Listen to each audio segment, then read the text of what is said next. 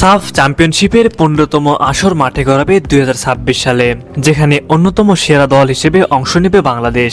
বাংলাদেশকে ধরা হচ্ছে টুর্নামেন্টের হট ফেভারিট, কিন্তু প্রশ্ন হলো বাংলাদেশের কোচকে নিয়ে যেন সবার ভয়, কেননা এই মাথামোটা ও সিন্ডিকেট কোচ যে বাংলাদেশের হারের প্রধান কারণ। তবে আশা করা যাচ্ছে আগামী মার্চে হাবিয়ার কাবরেরাকে বাদ দেওয়া হবে, তার জায়গায় বাফুফের তালিকায় রয়েছেন একাধিক কয়েকজন কোচের নাম।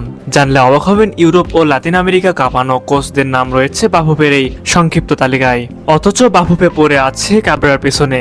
বাফুফে যদি সত্যি বাংলাদেশের ফুটবল উন্নতি চায়, তাহলে এই কোচগুলোর কোনো বিকল্প নেই। চলুন জেনে নেই বাংলাদেশের পরবর্তী কোচের সংক্ষিপ্ত তালিকা।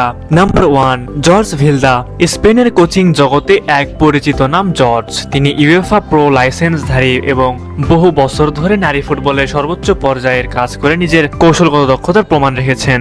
2015 থেকে 2023 সাল পর্যন্ত তিনি স্পেন মহিলা জাতীয় দলের প্রধান কোচ ছিলেন এবং এই সময় দলটি ইউরোপ থেকে বিশ্বমঞ্চ পর্যন্ত সাফল্য ধরে রাখে, শেষ পর্যন্ত নারী বিশ্বকাপ জয়ের মাধ্যমে ইতিহাস গড়ে। প্রতিভা বিকাশ সব ক্ষেত্রেই ভিলদার অবদান স্পষ্ট। সুতরাং এমন একজন কোচকে অবশ্যই হামজা সমিতদের ডাগ আউটে আনা দরকার। Number 2, Diego Alonso. Diego Alonso 2022 বিশ্বকাপে উরুগুয়ে জাতীয় দলের হেড কোচ ছিলেন। কাভানি, লুইস সুয়ারেজের মতো বিশ্বমানের খেলোয়াড়দের কোচিং করানো এই লাতিন আমেরিকান কোচ বর্তমানে কোনো ক্লাব বা জাতীয় দলের সঙ্গে চুক্তিবদ্ধ নন। দিয়েগো আলোনসোকে বাংলাদেশে আনার প্রক্রিয়া শুরু করা হোক। নাম্বার 3, আনোয়ার উদ্দিন। বাংলাদেশি বংশোদ্ভূত সাবেক ওয়েস্ট হ্যাম তারকা আনোয়ার উদ্দিন বর্তমানে ইংল্যান্ডে কোচিং করাচ্ছেন। ইংলিশ প্রিমিয়ার লিগের সাবেক খেলোয়াড় তিনি। আনোয়ার উদ্দিন ছিলেন হামজা চৌধুরীর শৈশবের কোচ।